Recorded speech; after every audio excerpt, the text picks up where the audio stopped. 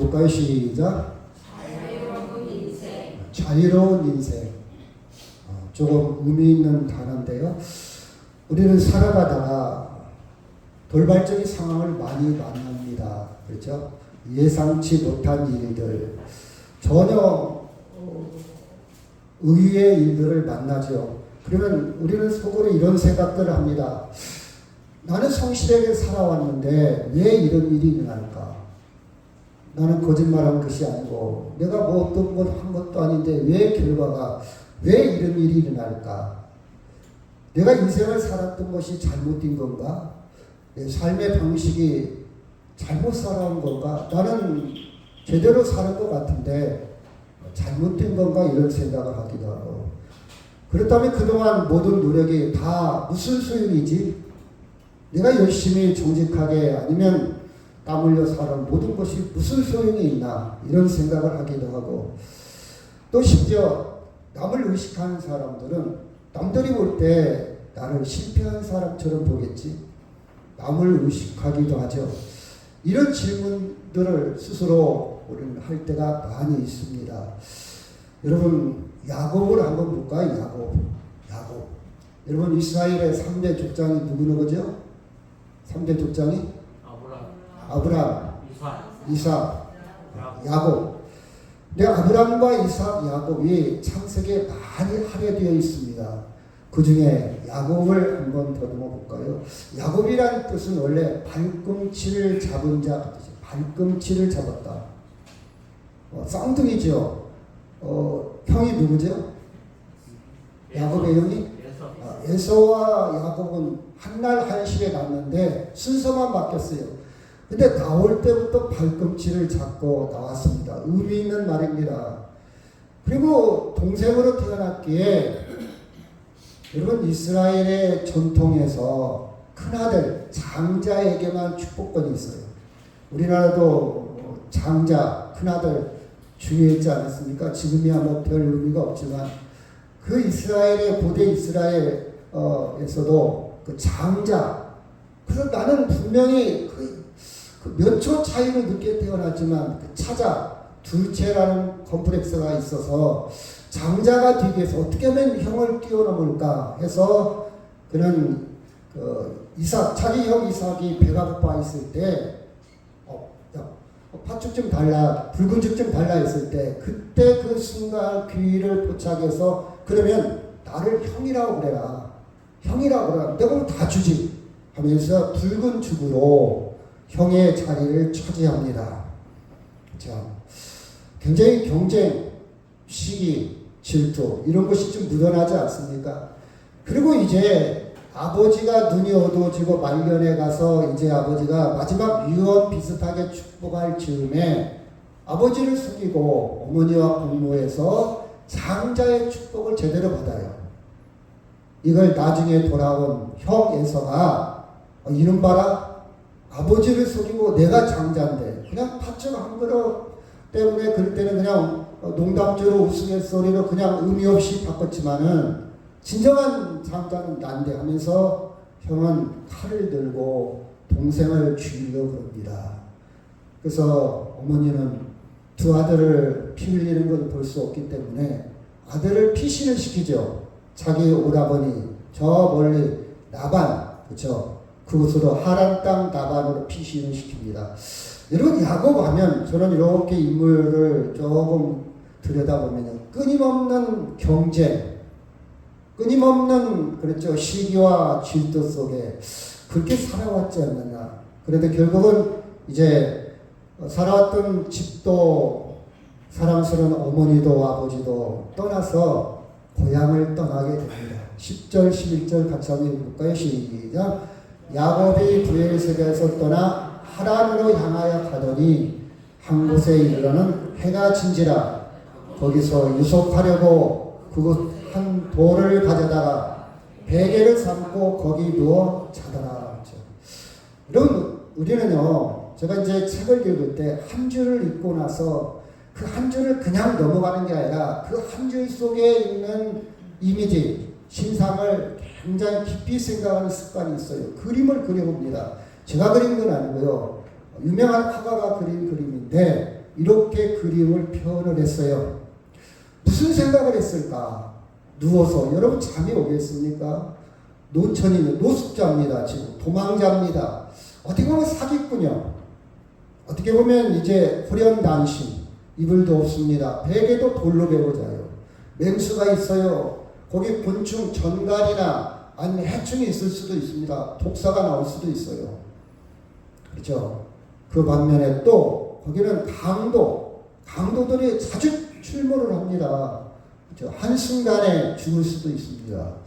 야곱은 무슨 생각을 하면서 피곤과 졸음과 불안과 위협 속에서 잠을 청했을까? 가장 무서운 위험 요소는 형이 지금 분노하고 있다는 거예요. 너 잡히기만 해봐라. 죽을 수도 있습니다. 내가 지금 여기에 머물러 있을 때가 아닌가? 아니면 밤새 도주를 해야 되나? 이런 생각들. 언제 어디서 나를 찾아올지도 모른다. 이런 불안감에 떨고 있을 겁니다. 그리고 나는 분명히 하나님의 축복을 받았는데, 그렇죠? 아버지로부터 축복을 받았는데 나는 왜 도망자 신세인가?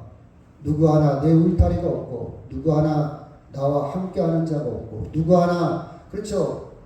나와 같이 하는 자가 없이 단독자로 혼자 도망자 신세인가?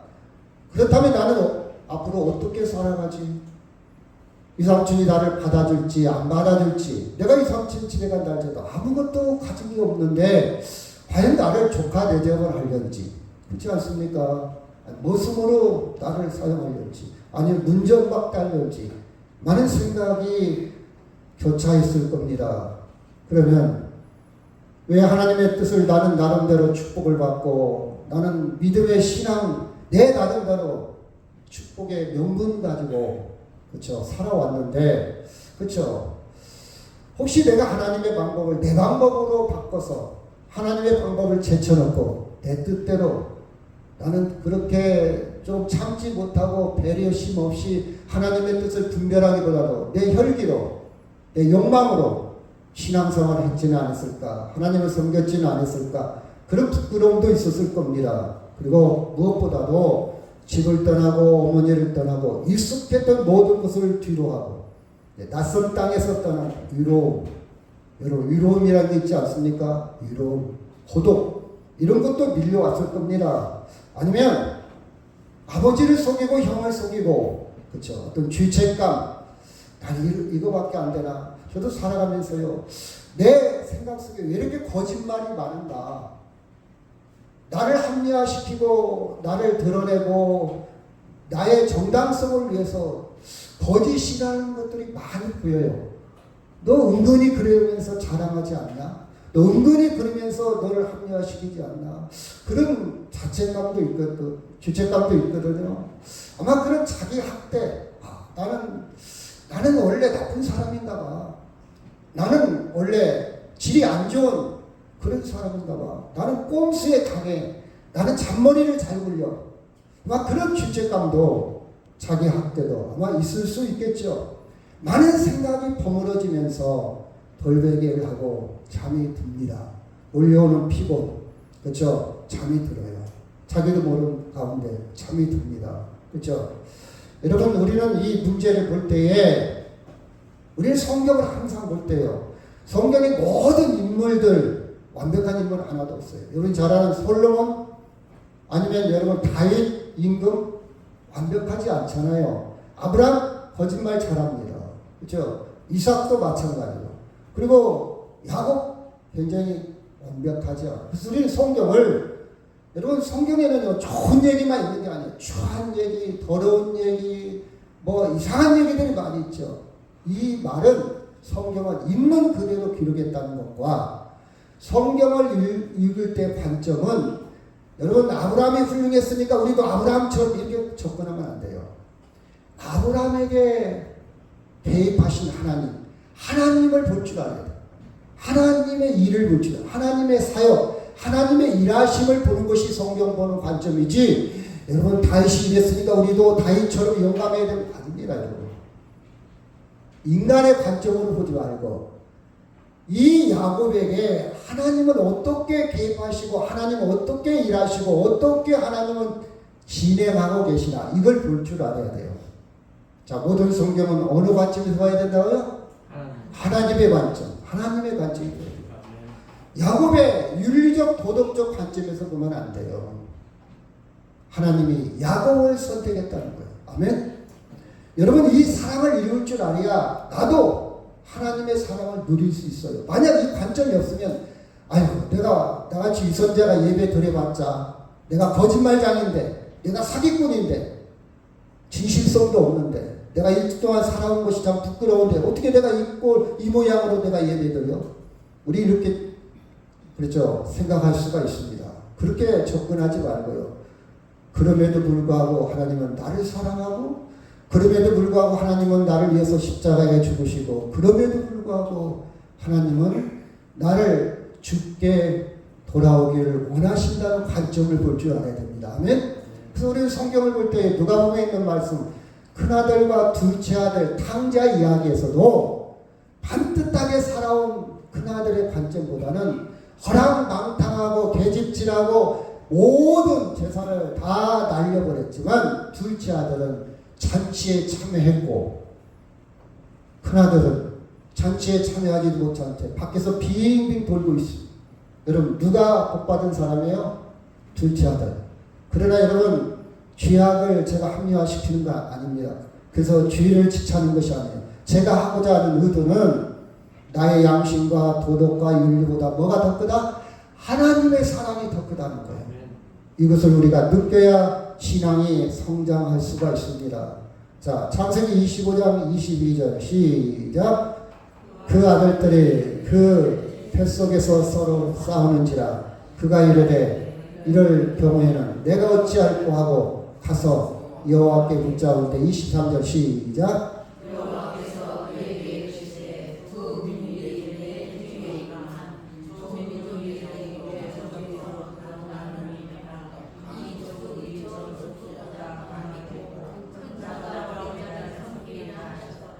리브가의 뱃속에서 쌍둥이가 지금 잉태됐어요. 리브가 쌍둥이를 잉태했는데 이삭과 야곱이 싸우고 있습니다. 이럴 때 하나님의 음성을 듣습니다. 하나님의 뜻을 분별하는데 여기 보면 동생이, 그쵸, 형이 동생을 섬기겠다 그 뜻이에요.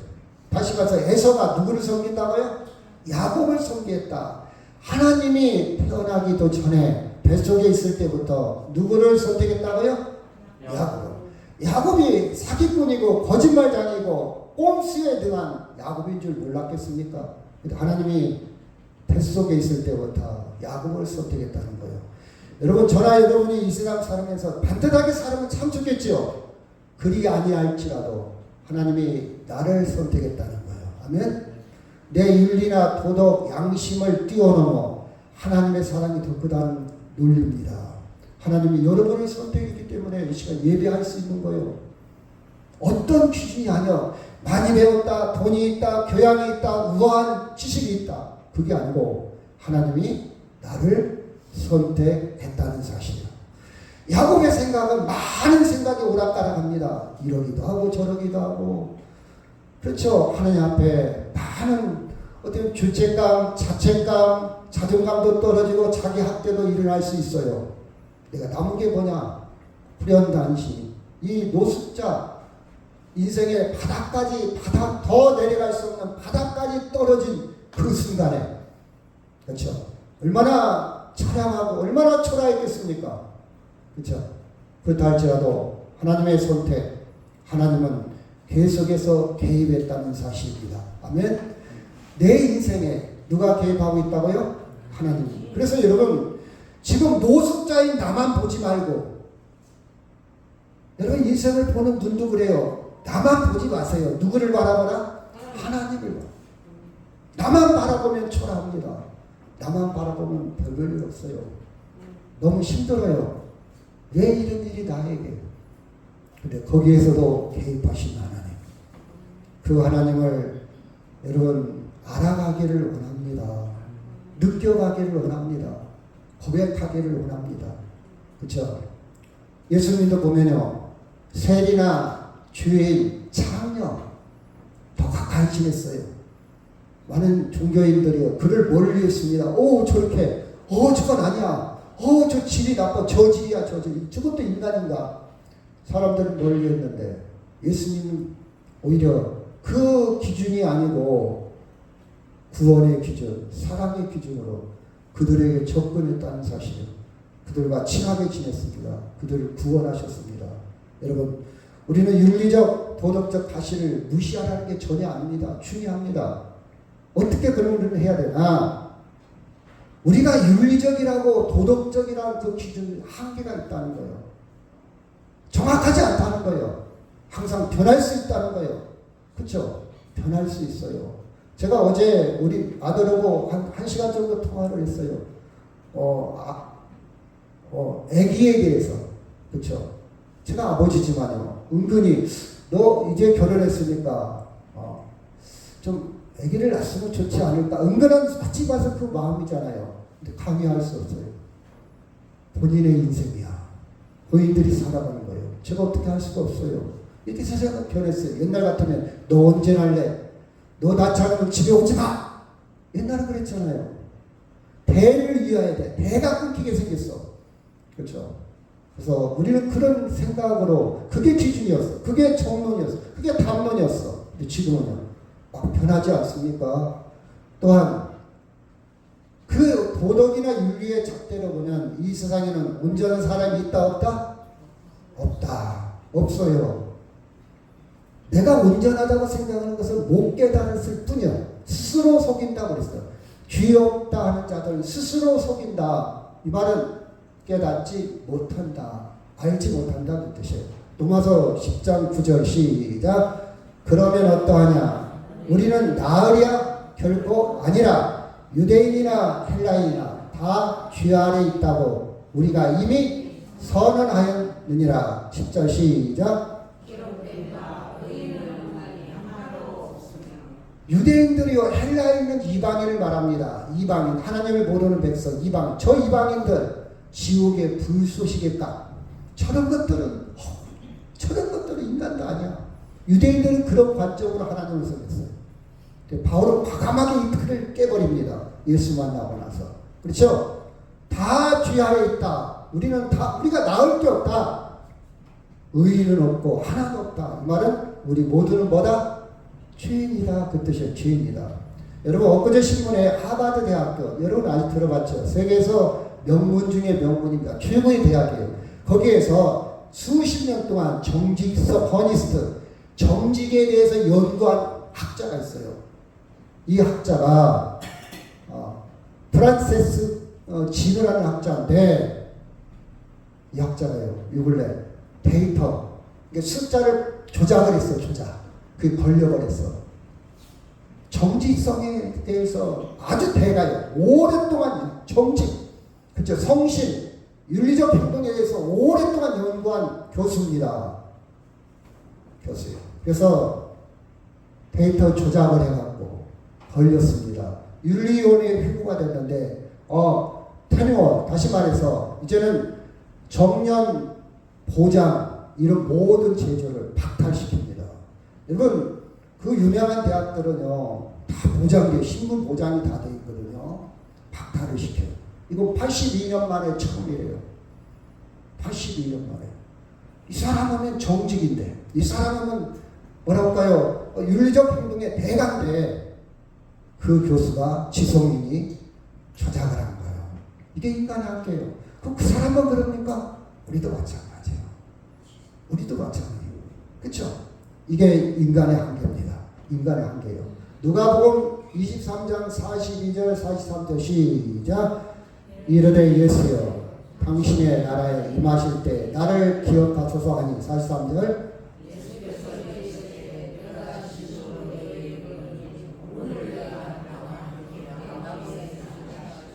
여러분 십자가에 못 박혀 매달린 한 강도 이야기입니다.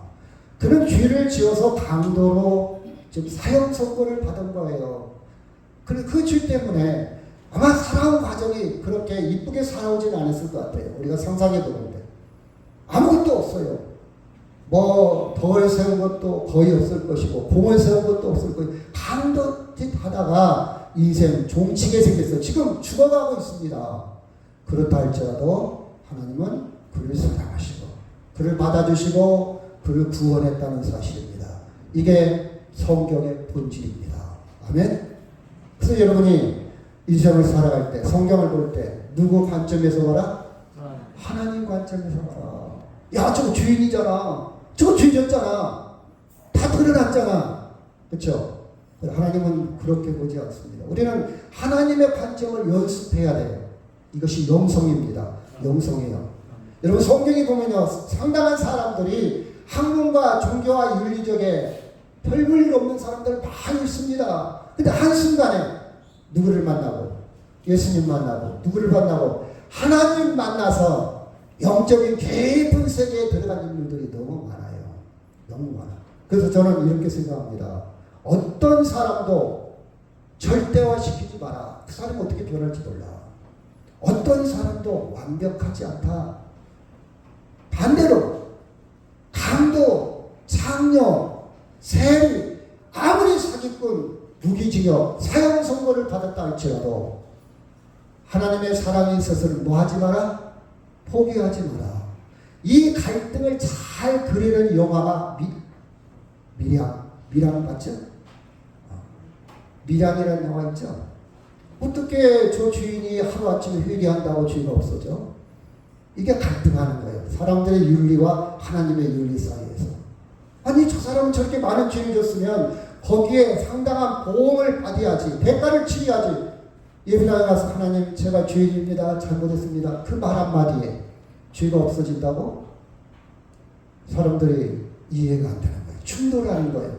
인간의 윤리와 하나님의 윤리 사이에 충돌하는 거예요. 믿음이라는 것은 누구의 윤리로 살아간다? 하나님의 윤리로. 하나님의 사랑으로. 물론 우리는 착하게 살고 선하게 살고 잘 살아야 됩니다. 그러나 그것이 절대적인 것은 아닙니다. 필요하지만 뭐하지 않다? 충분하지 않다는 거예요. 구원에 있어서. 중요한 것은 지금 야곱이 바닥까지 내려간 바닥의 인생. 그렇죠? 한 인간의 현재 상태가 아니라 하나님을 만나느냐 못 만나느냐. 이것이 중요한 거예요. 그렇지 않습니까? 야곱이 지금 어떤 상태가 중요한 게 아니라 그가 하나님을 만나고 있다는 사실. 내가 지금 잘 나가고 있다. 아니면 바닥이다. 내 사회적인 경제적인 내 모든 것이 정말 좋다. 이게 중요한 게 아니라 내 인생에 하나님을 만나느냐 못 만나느냐. 그렇죠? 여러분 하나님 만나면 삽니다. 아멘? 하나님 만나면 죽음도 기쁨으로 받아들일 수 있어요. 하나님 만나면 어려운 환경, 감옥 속에서도 베드로처럼 바울처럼 찬송할 수 있습니다. 근데 하나님을 만나면요, 아무리 좋은 아파트에 산다 할지라도 우울하고 허무하고 고독하고 위로울 수 있어요. 위로울 수 있어요. 빈둥지 중흥, 자식도 떠났어요. 나이가 보면 상실합니다. 친구 관계도, 직장도 이제 입지가 좁아지고 사회활동도 모든 것이 위축이 됩니다. 그러면 위롭습니다. 그러면 그 위로움을 어떻게 다룰까? 옳지 취미생활을 해야 되겠다. 옳지 친구를 사귀어야 되겠다. 옳지 여행을 해야 되겠다. 이렇게 사람들은 환기시키려고 발버둥을 칩니다. 한계가 있어요. 도움이 됩니다. 필요합니다. 하지 말라는 게 아니라 필요합니다. 그러나 충분하지가 않아요. 우리는 혼자 있어도 기쁨이 넘치고 위로운 밤, 컴컴한 밤, 인생의 바닥에 내려갔어도 절대 기뻐할 수 있는 비결이 있습니다. 그게 뭐라고요? 하나님 만나는 거예요. 하나님 만나는 거. 하나님 만나는 거. 같이 한번 읽어볼까요? 시작. 야곱이 보엘셋에서 떠나 하란으로 향하여 가더니 11절 시작.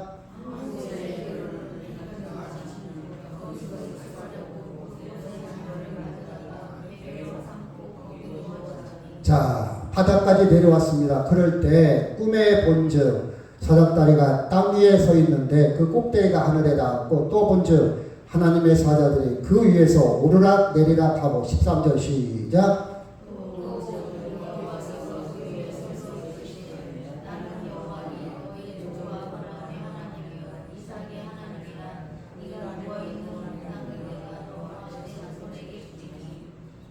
14절 시작.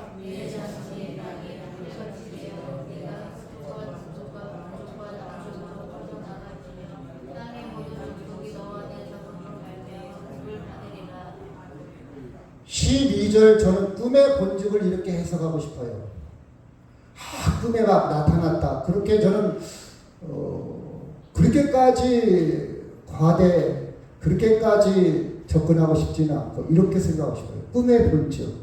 모든 것이 내려놨을 때 하나님의 음성이 하나님의 생각이 여러분이 밤에 잠을 잘 때 잠자기 전에 아니면 혼자 있을 때 많은 생각이 오락가락하잖아요. 하룻밤에도 만리장성을 싹 다 부셨다. 어떤 쪽으로 깊이 들어가고 상상하고 그 사람이 별 생각을 다 하잖아요. 그렇죠? 저도 마찬가지예요. 저 부정적인 생각이 다 계속 정신 차려야 돼. 내가 왜 그러지? 저는 딱 바꿉니다. 좋은 생각 쪽으로. 아니야. 그러지 않아. 그런 일 안 일어나. 그럴 이유 없어. 내가 왜 그런 데야 내 시간과 에너지를 다 소모시켜? 나 그러고 싶지 않아. 억울해. 그렇지 않아요? 우리는요 24시간을 누구에게 다 나눠줬어요. 24시간 하루. 근데 어떤 사람은 그냥 흘려보내는 사람이 있고 어떤 사람은 이상한데 그걸 다 쓰는 사람이 있고 어떤 사람은요 좋은 데 쓰는 사람이 있어요. 저는요 좋은 데 쓰고 싶어요. 내가 이 시간을 왜 좋은 데 써야지 왜 그런 데 사용할까? 아니야. 딱 끊어요. 저는. 훈련을 딱 끊어요. 감정 훈련을 하거든. 딱 끊어. 이 좋은 생각을, 이 좋은 시간을, 이 좋은 밤을 왜 나는 그런 생각이 다 소모시켜? 소진시켜? 그럴 수 없지. 지나가는 끝이잖아요. 그렇죠? 여러분 꿈에 이 말은 하나님의 생각으로 그렇게도 해석하죠. 하나님의 생각으로 하나님께서 그에게 그 생각으로 이끄셨던 거예요. 그러니까 사닥다리가 하늘에 닿았고 하늘에 하나님의 사자들이 오르락 내리락 하는데 하나님의 말씀에 나는 너의 주고 아브라함의 하나님 이삭의 하나님 이 말은 언약의 하나님 약속의 하나님 변치 않는 하나님 계속해서 뜻을 이루시는 하나님 그 뜻이에요. 네가 있는 땅을 너와 내 자손에게 주겠다. 네 자손이 땅에 티끌같이 많아서 동서남북 모든 족속이 네 자손으로 말미암아 복을 받을 것이다. 두 가지입니다. 땅과 후손입니다. 고대에는 옛날에는요 땅과 후손이 굉장히 생존 조건입니다. 그래서 고대는 다산 많이 나야 돼.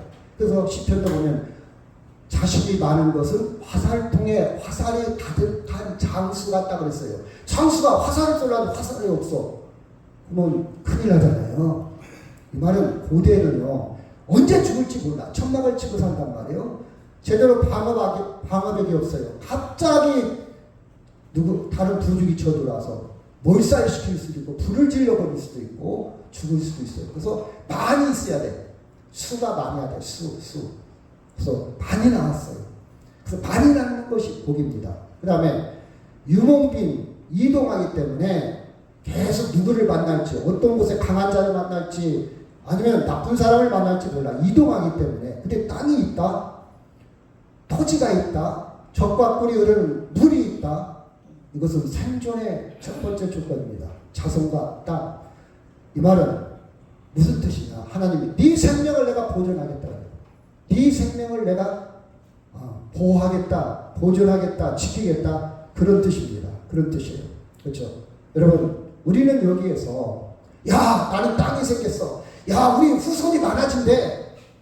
이렇게 접근하지 말고 어찌됐든 누구를 만났다? 하나님을 만났다. 하나님은 그럼 어떤 방식으로 왜 이런 방식을 택했을까? 야곱이 이해할 때 그거밖에는 이해를 못해. 여러분 봐봐요. 아이한테 내가 너 사랑해. 아이가 이해를 못해요. 근데 사탕을 딱 하나 줘봐.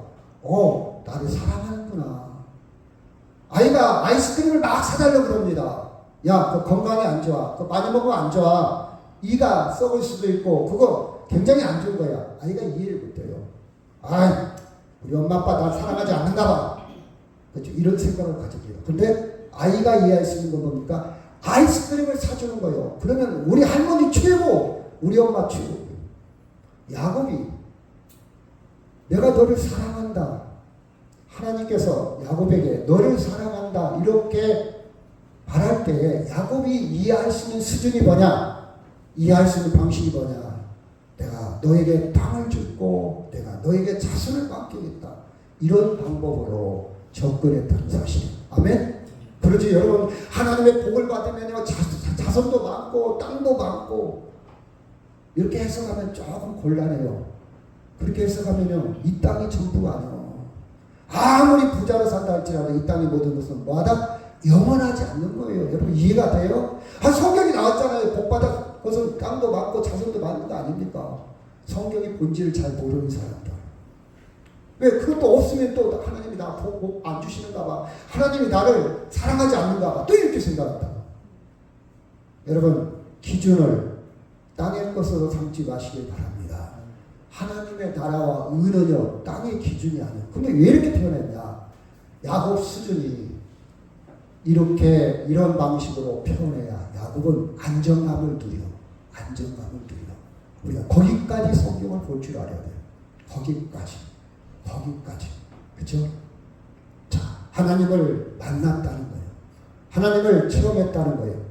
10절 시작. 야곱이 부엘세바에서 떠나 하란으로 향하여 가더니. 부엘세바는 자기 집입니다. 어머니 아버지가 있어요. 익숙한 곳입니다. 살던 곳입니다. 여러분 사람이요 고향을 떠난다는 게 그 쉬운 일이 아니에요. 살던 데를 떠나는 게 쉬운 일이 아니에요. 친구도 있죠. 문화도 있죠. 관계도 있죠. 이 모든 걸 포기한다는 건 쉬운 일이 아니에요. 저는 이렇게 봐요. 이 장면을 떠났다. 익숙한 자리로부터 전혀 다른 자리. 포근한 엄마 품을 떠났다. 지금까지는 마마보이처럼 엄마 품에서 살아왔습니다. 엄마가 다 해결해 줬어요. 엄마가 가르쳐 줬어요. 야, 너 복 받아야 돼. 그것도 엄마가 시켜서 엄마가 공부했어요. 엄마가 한 일이 많아요. 엄마가 털도 만들어줬죠. 아버지를 속일 수 있는 방법을 아주 잘 가르쳐 줬어요. 엄마의 그늘에서 살았어요. 그런데 이 모든 것을 떠났어요. 내려놨어요. 여러분, 여러분이 의지하는 거 내려놓기를 바랍니다. 그럴 때 하나님을 진짜 만나는 거예요. 그렇잖아요. 옛날에는 돈이 없어요. 의지할 게 없어요. 그래서 하나님께 굉장히 기도했어요. 감기만 걸려도 기도했어요. 돈도 없고 할 수 있는 방법이 없어요. 의지할 곳이 없어. 근데 지금은요. 아프면 기도하는 사람 거의 없을 거래요. 병원부터 가지. 왜? 능력이 있잖아. 의지할 게 있잖아. 의사도 있고요. 훌륭한 의사. 물론 그래 맞아요. 이렇게 해야 돼요. 근데 문제는 하나님을 의지하지 않는다는 거예요. 하나님께 기도하지 않는다는 거예요. 그렇죠? 이게 문제지요. 그렇죠? 떠나야 돼요. 그 다음에 고독입니다. 고독. 자, 지금은요 가운데쯤 왔어요. 다시 갈 수도 없고 전진할 수도 없고 중간 지역에 노숙을 하고 있습니다. 차라리 3층집에 가까이 왔더라면 기대감이 컸을 거예요. 3층이라도 만나면 어떻게 되겠지. 아니면 집에서 조금 떨어져 있다면 집에 다시 갈까? 형한테 잘못했다고 그럴까? 형한테 빌을까? 형 다 가지세요. 저 잘못했어요. 그럴까? 갈등도 있을 거예요. 이러지도 못하고 저러지도 못하고 중간 노숙을 합니다. 그리고 따뜻한 잠자리가 아니에요. 돌베개를 베고 잡니다. 딱딱합니다. 여러분 돌로 베개를 하고 자요. 고향이 아닙니다. 그렇죠? 집에 익숙한 소리, 냄새가 전혀 아닙니다. 아주 낯선 광야의 냄새, 이상한 동물의 소리. 단독자입니다. 여러분 단독자로 있을 때 하나님을 만날 수 있어요. 주변이 시끄럽고 주변에 많은 것이 연결되어 있을 때는 하나님의 소리가 잘 들리지 않습니다. 그래서 저는요 산책을 참 좋아해요. 혼자 산에 걷는 걸 참 좋아합니다. 많은 소리를 들을 수 있어요. 많은 걸 볼 수가 있습니다. 그렇죠? 여러분 절대적인 세계와 하나님의 세계, 하나님과 직면 만나려면 어떻게 보면 절대 고독이 필요해요. 하나님, 저는 아무것도 없어요. 하나님, 저는 의지할 것도 없습니다. 돈도 없고요. 이게 진실한 기도가 나오지 않겠어요? 하나님, 제가 할 수 있는 거 아무것도 없어요. 누구한테 돈 좀 구워달라고 전화할 것도 아무것도 없어요. 제가 그랬잖아요. 6.25 때 피난민이 너무 굶어서 자식들 데리고 피난을 왔는데 먹을 게 없어. 아침밥을 해야 되는데 쌀 떨어진 지가 오래돼. 그래가지고 집집마다 아침에 동냥을 하러 다닙니다. 좀 있는 것 좀 주세요. 다 했는데 거절당해요. 왜? 그 집도 없다는 거예요. 마지막 집에 갔어요. 이제 이 집서 안 주면, 이 집서 아무것도 안 주면 또 일주일째 굶어야 된다. 그 심정 간절할 겁니다. 이 집서 줘야 되는데, 이 집서 줘야 되는데. 그래서 그 사람이 책을 보고 안 건데 어떻게 먹었냐? 부잣집 개가 보리밥을 먹었는데 개가 똥을 쌌어. 똥을 쌌는데 그 보리밥이 소화가 안 돼갖고 그냥 나온 거예요. 그걸 들고 가서 냇가에 가서 깨끗이 씻어갖고 먹었다고 그러더라고요. 그 사람 책에서 그래요. 그래서 저는 그쵸, 이게 간절함이지 않을까. 여러분, 개똥 부자인 우리에게는요, 가까이 하기도 싫잖아요. 냄새 맡기도 싫어요. 오! 아니, 그렇죠. 근데 그 심정, 저는 굶어보지를 않아서 그걸 잘 모르겠어요. 어떤 단독자, 하나님, 아무것도 없습니다. 근데 제가요, 역사책을 보면요, 유명한 음악가, 유명한 서사가, 유명한 철학자들은 다 단독자였더라고. 병마에, 사별에, 배우자 사별에, 아니면 먹는 거에 힘들고 혼자. 여러분, 우리나라 유명한 그 옛날 작가들 폐병 걸려서, 그쵸? 친구 떠나고 자식들 다 혼자 움막에서 거기에서 걸작을 만들어내, 명작을 만들어내, 고전을 만들어내. 그렇지 않습니까? 여러분요, 우리는요, 하나님을 왜 못 만나냐? 하나님과 왜 내 믿음이 왜 상승되지 않냐? 아직 하나님을 만나지 못했어. 아직. 나 하나님 만났는데, 저 교회 다녔는데요. 본질적으로 하나님에 의지하는 게 많아.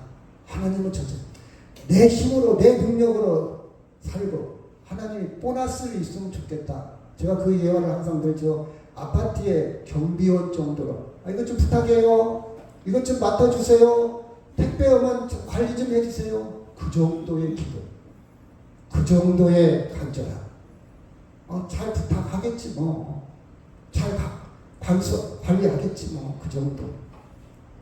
그러나 여러분 볼까요? 마태복음 19장 23절 시작.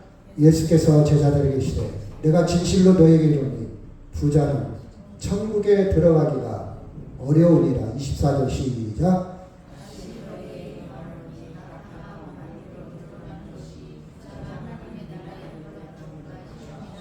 여러분 오해하지 마세요. 부자는 다 지옥 간다 그 뜻이 아니잖아요. 본질은 뭐냐? 부자는 의지할 게 많다는 뜻이요. 하나님을 의지하지 않는다는 뜻이요. 하나님이 안중에 없어요. 하나님의 퍼센테이지에 몇 프로 안 돼요. 한 1%, 2%밖에 안 돼요. 이게 부자입니다. 그래서 어렵다는 거예요. 그걸 강조하는 거예요. 그걸 강조. 11절 시작. 한 곳에 이르러 해가 진지라 거기서 이습하려고 그곳에 한 돌을 가져다가 베개로 삼고 거기 누워 자더니. 인생의 바닥에 왔다 할지라도 누가 개입한다고요? 하나님이 개입해요. 그렇죠? 철저하게 이루어온 경험, 이것이 없다면 우리는 절대자 하나님을 만날 기회가 없어요. 다시 얘기한다면 기도할 기회가 없어요. 이해합니까? 철저하게 바닥에 내려가지 않고 기도할 기회가 없어. 우리 바쁘잖아요. 어젯밤에는 드라마 보고 영화 보고 바쁘잖아요. 기도할 시간이 어디 있어요? 밤사이 전화하기도 바쁘잖아요. 기도할 시간 없어요. 그렇죠? 하나님이 들어갈 틈이 없어요. 그러나 여러분, 내 인생이 밤이 깊어졌다고 너무 놀라지 마세요. 너무 바닥이라고 너무 놀라지 마세요. 저는 비가 올 때면 수목이 자라고 있구나. 내 인생에 비가 온다면 수목이 자라고 있구나. 내 인생이 밤이 어두워진다면 이때 별을 볼 기회가 있구나. 하나님을 만날 기회가 있구나. 이렇게 생각해 봅니다. 내 인생에 비가 오든 밤이 깊든 하나님은 계신다는 사실이야. 아멘. 하나님은 졸지도 주무시도 않아요. 여러분 위롭지 않습니다. 바닥에 들어가도 위롭지 않아요. 그렇죠? 현대인들은 인터넷, 핸드폰, 놀거리, 먹거리, 볼거리가 너무 많아. 하나님 자리를 이것들이 다 차지하고 있습니다. 기도할 자리를 다 차지하고 있어요. 결국은 하나님 만날 기회가 줄어듭니다. 16, 17절 시작. 야곱이 시작.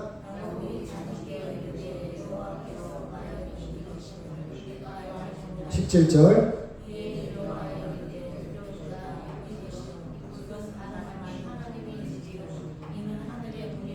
만일 여러분이 인생의 바닥에 내려갔을 때 하나님이 여기 계시네. 이 확신과 이 체험과 이 만남이 있다면 인생은 어떻게 될까? 절망할까? 기뻐할까요? 기뻐하지. 이게 문제잖아. 내 지금 처지가 인생의 바닥이냐 그것만 세상적으로 접근하지 말고 하나님 관점에서 여기에도 하나님 계신다. 아멘? 내가 끙끙 앓고 잠을 제대로 잘 수 없는 그런 상황이다 할지라도 여기에 하나님이 계신다. 이게 제대로 만났어요. 야곱이 지금까지 아버지, 할아버지 등에서 많은 이야기를 들었어요. 아버지의 이야기, 할아버지의 이야기, 아브라함의 이야기, 이삭의 이야기 얼마나 많이 들었습니까? 어머니의 이야기까지. 하나님에 대해서 너무 잘 알아요. 그런데 자기가 만난 하나님이 아니었어요. 할아버지가 만난 하나님이었고 아버지가 만난 하나님이었지 본인이 만난 하나님이 아니었어요. 그렇지 않습니까? 너무 피상적인, 너무 개념적인, 철학적인 하나님만 만났어야 돼요. 지식적인 하나님. 근데 여기에 하나님 계시다. 여러분 하나님 눈에 보였습니까? 아니잖아요. 내가 알지 못했다 했어요. 알기를 바랍니다. 아멘. 여러분 삶 중심에 하나님이 있다는 것을 알기를 바랍니다. 알기를 바랍니다. 알기를 얼마나 달라졌을까? 이 절대 고독은요. 인간적으로 비참한 것 같고 인간적으로 힘든 것 같았는데 절대 자유를 줬다. 절대 자유. 이제는 혼자 있어도 괜찮아. 이제는 밤이 깊어도 괜찮아. 이제는 정관이 있고 뱀이 있어도 괜찮아. 이제는 형이 쫓아와도 괜찮아. 이제는 내 앞날에 삼촌이 나를 받아줄지 안 받을지 나 걱정하지 않아. 누가 계십니까? 하나님 계시니까. 이렇게 인생이 달라지는 거예요. 이 인생이 달라지는 거예요. 무소 부재 아니 계신 것이 없다. 설레는 거예요. 설레. 제가 좋아하는 단어가 딱 두 가지 있어요. 행복과 설렘. 인생이 설레는 거예요. 막 기대가 돼요. 설레. 여러분 야곱이 지금부터 짜증냈을까요? 나 인생 짜증나. 내 인생 왜 태클을 걸어? 나는 왜 이렇게 안 돼? 나는 이렇게 복이 없어. 나는 우리 어머니가 항상 하더니 신랑도 없는 년이 자식도 없다고 저한테 그런 하소연을 했어요. 제가 말 안 들을 때. 저도 말을 되게 안 들었거든요. 그렇죠? 야곱이 달라진 게 없어요. 그 배낭, 그 집신, 아니면 가죽신, 그 옷차림, 먼지, 배고픔, 더위, 목마름 똑같아요. 근데 심령이 달라졌어. 생각이 달라졌어. 여기에도 누가 계신다? 하나님 계신다. 하나님 계신다. 그렇죠? 짜증내지 않습니다. 저는 이것을 두려워했다. 두려움을 이렇게 표현해요. 생쥐가요. 태어나서 처음 코끼리를 만났어. 이게 뭐지? 이게 뭐지?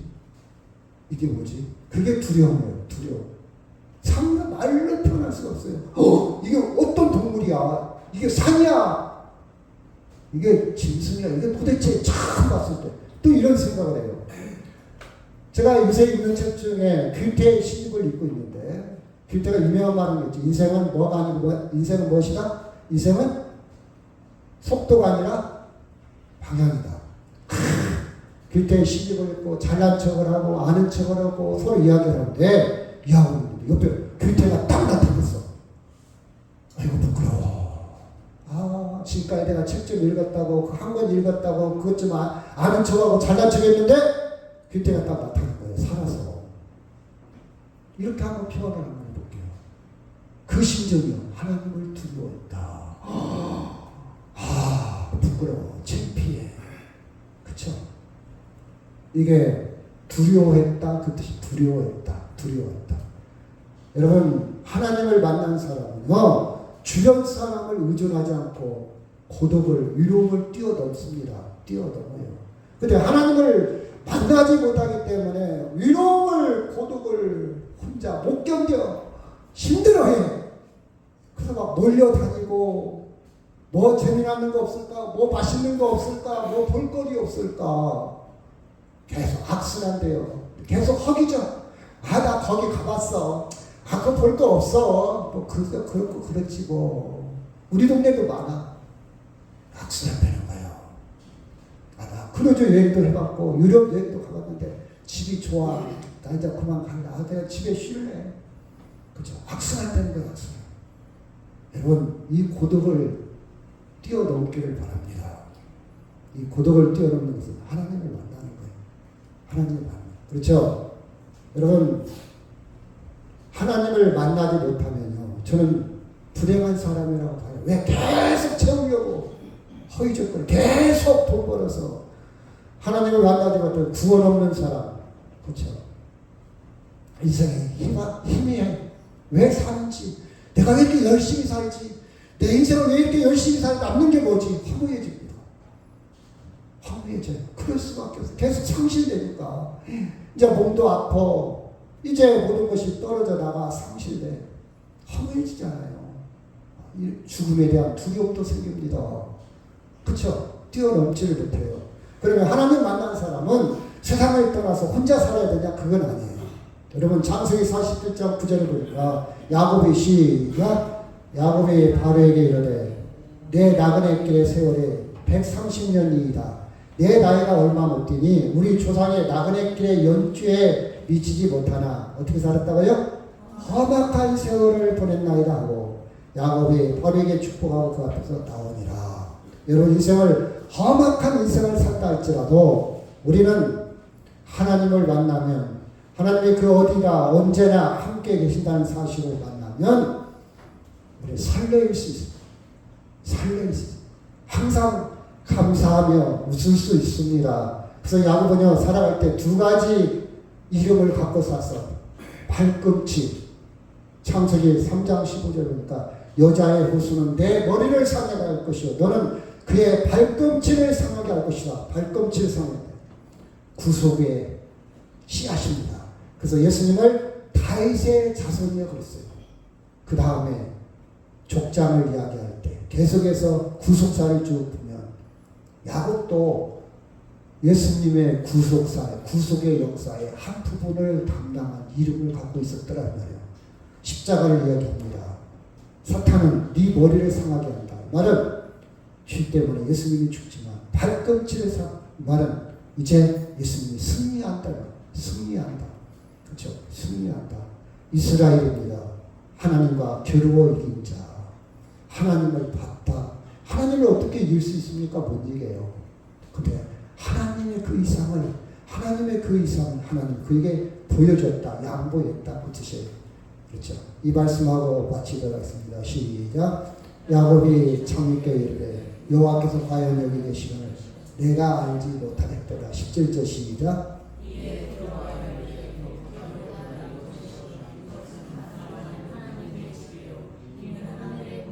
야곱이 아침에 일찍 일어나 베개를 삼았던 돌을 가져다가 기둥으로 세우고 그 위에 기름을 붓고